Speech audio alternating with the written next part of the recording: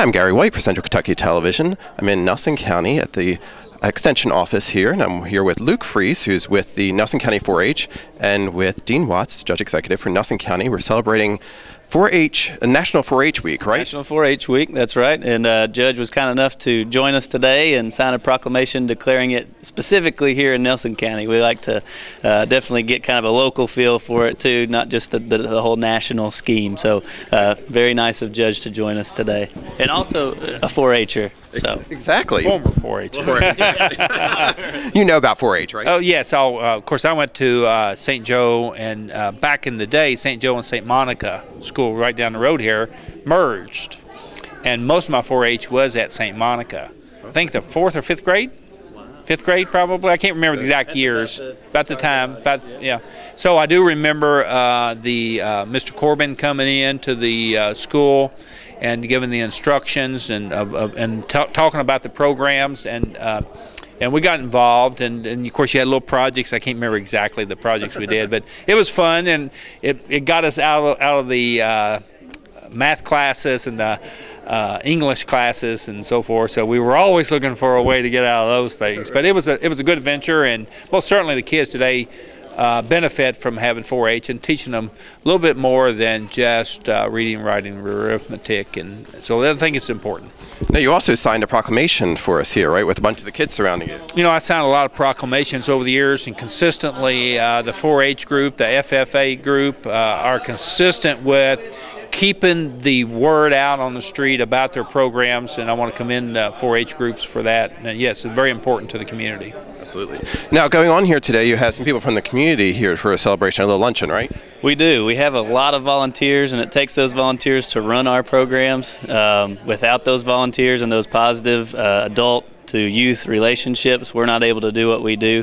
So this is a way for us today to just basically say thank you, come and hang out. All these people that have helped us over the past year, we say, you know, we grill out, we have hamburgers, and people bring desserts and things like that. And we just have a fun day today. So, and then National 4-H Week all week today, or this week we've been putting on programs and doing different things. We've had CPR and babysitting, and Clover Buds back here. Our 5 to 8-year-olds were back doing some activities as well. So it's just a really good week for us. Schools are out on fall break, but we're still rocking and rolling. So it's been a really good week, and we're excited. This is kind of our culminating event. So really good to have everybody here. So now, you also have displays with all the various things. So when you talk about 4-H, we're actually talking about a whole lot of various different programs, right? Right, and Judge mentioned reading, writing, and arithmetic, which are very valid and good things that we need to keep in our schools. But with 4-H, we offer a lot of diverse programming, and they really teach life skills. So that's what we really focus on. And I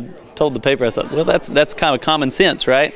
Well, it can be common sense, but it needs to be taught. And this is a really good outlet for kids to find those things: engineering, family consumer science, cooking, those things that you really need to participate fully in your life. So that's right.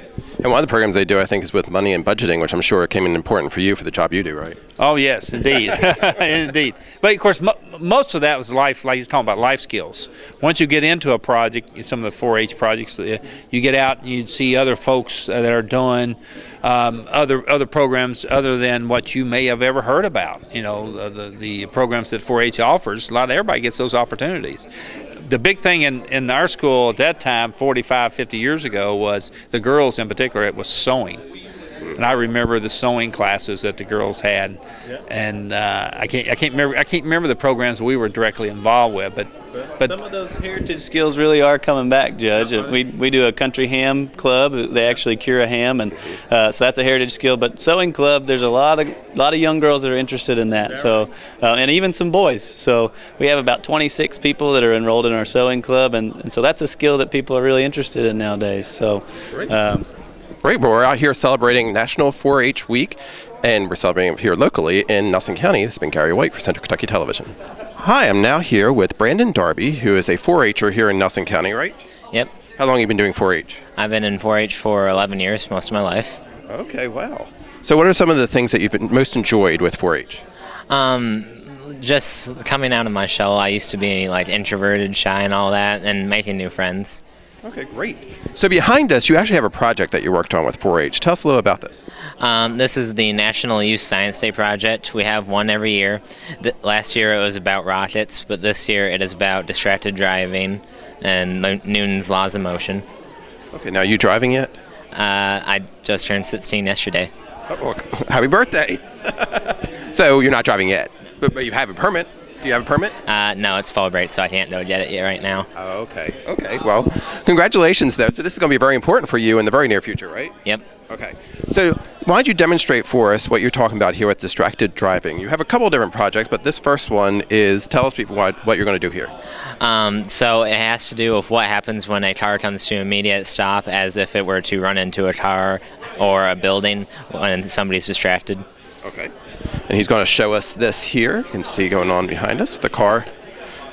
So tell us what happened. Come on over here and tell me what happened to the guy in the car. So he ran into a building going down the hill, and he didn't have his seatbelt on, and so because of that, he went through the windshield, and well, had bad results. Yeah. Okay. Now you also have a second one here too, right? Yeah, we take a ruler and we measure kids' reaction times, and then we distract them and compare the results again. Okay. And what have you been seeing from the kids with that? Haven't had any kids yet. Okay. Have you tried it on other people though? Yeah, I was trained on it, so and it was surprising that a lot of people just couldn't even catch it when they were distracted. Really? So that has to do with like texting or phone calls or whatever when you're driving. It really does take away from what you're supposed to be paying attention to. Yeah, and it can even be just like talking to somebody, because that happened during the training. Somebody was just talking to another person and they didn't catch it. Right. Or changing the radio or whatever. There's lots of different things that can distract you. So it's important to pay attention to what you're doing when you're driving, right? Mm-hmm. Great. So you're going to heed that warning when you start driving, right? Yes, I will. Very good. And wear your seatbelt. Yeah. Very good. Well, I've been talking with Brandon, who is one of the 4-H'ers here in Nelson County. Thank you very much. You're welcome.